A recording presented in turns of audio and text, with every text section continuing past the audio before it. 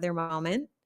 There we go. I think we're live now. It's always so hard to tell when that moment is. In any case, I'm Sarah Olivieri, and today we're going to be talking about 3 tips for measuring your impact at your nonprofit.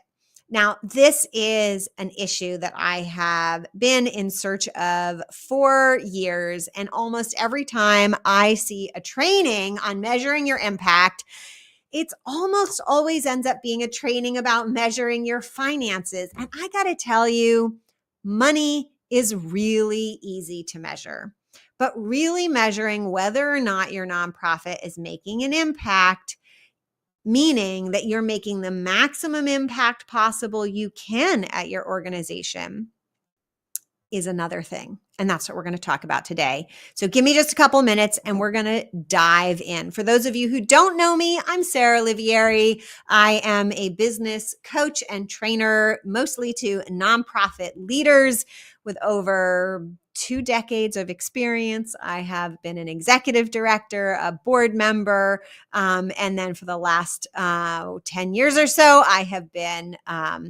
a service provider, coach, trainer, and marketer to nonprofit organizations. So let's dive in to how do we measure impact? Okay, so the first thing we need to do is identify the most meaningful outcomes and indicators of those outcomes for our organization. So what do I mean by that? So we need to think, and usually our mission statement has the key information here, right? What are we ultimately trying to achieve in our nonprofit? Are we trying to end homelessness in a specific county or a specific region? Are we trying to address an issue around hunger? Are we saving animals? So that's going to be the core thing. And then surrounding our mission, and this could be, some of you might have this as your theory of change. My clients using the impact method. You have your impact goals, and wherever you have goals around your specific programs, each program should have essentially its own mission, right? Its own goals that it's trying to achieve. So you might have a program that is trying to educate people on how to keep their pets healthy in an affordable way.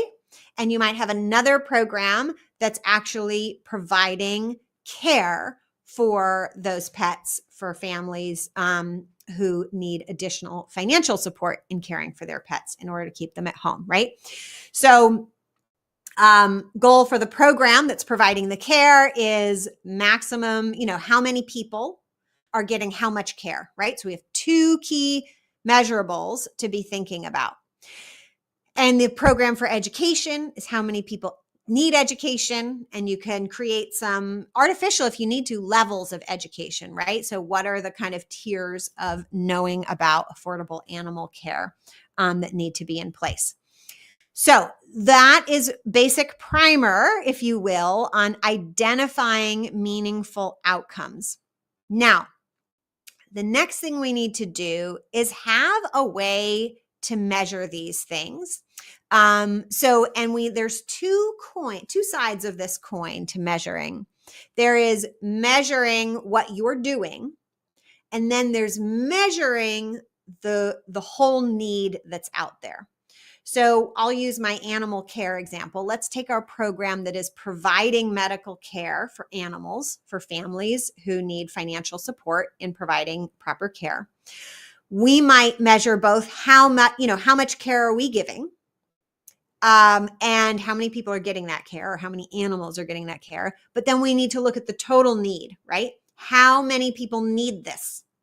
And then we're going to subtract how many people we're giving that from how many people need it. And that I like to call your impact gap. And so what we want to be doing is closing the impact gap. And that is my third tip for you. So when we are measuring whether or not we're making the maximum impact possible, what we need to be watching closely is the gap, right? So you may serve 200 animals this year and 300 animals next year. So that sounds great, right? We served 100 more animals. But what if something horrible happened to the economy? And last year, the overall need was, let's say, 500 animals needed care.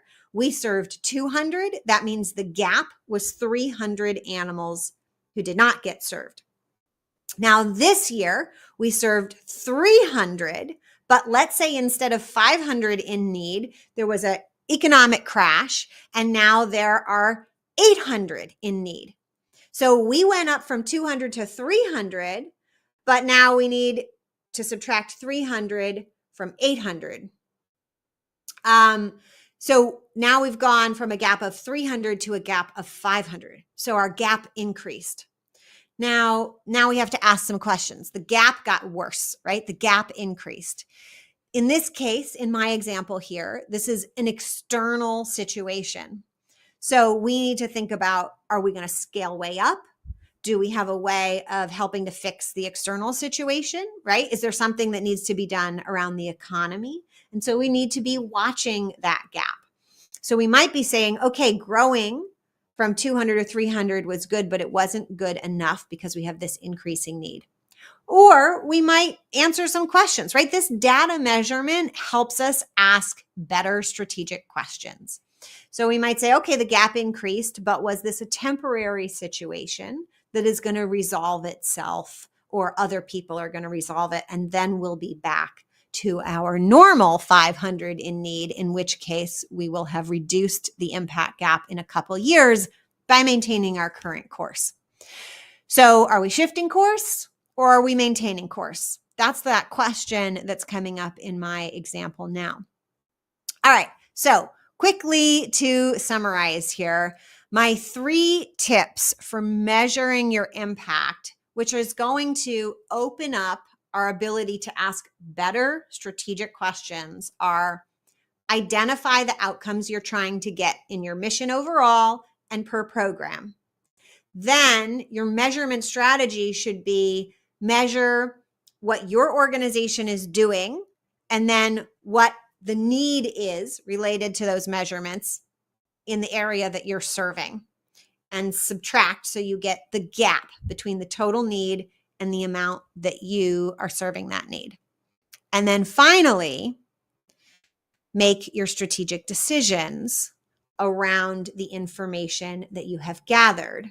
And you do want to keep gathering this information at appropriate periodic intervals. So that might be weekly, monthly, annually, every 3 years. It kind of depends on how readily you can get the information and the nature of the information. That's all I have for you today. If you want tips like this delivered to your inbox, go to pivotground.com/sign up for weekly tips. Or if you'd like to be in the room getting help from me, closing that impact gap, I invite you to consider joining the Thrive program. You can go to pivotground.com/application. You'll fill out a few details about your organization. I will review the application myself manually. It's not like an automatic thing. I will get back to you. And if you're approved, we will discuss more details about joining the Thrive program. Or if it's not a recommended, I'll let you know that. And if I have anything other way I can help you, I will let you know, or I can point you in the right direction. I will see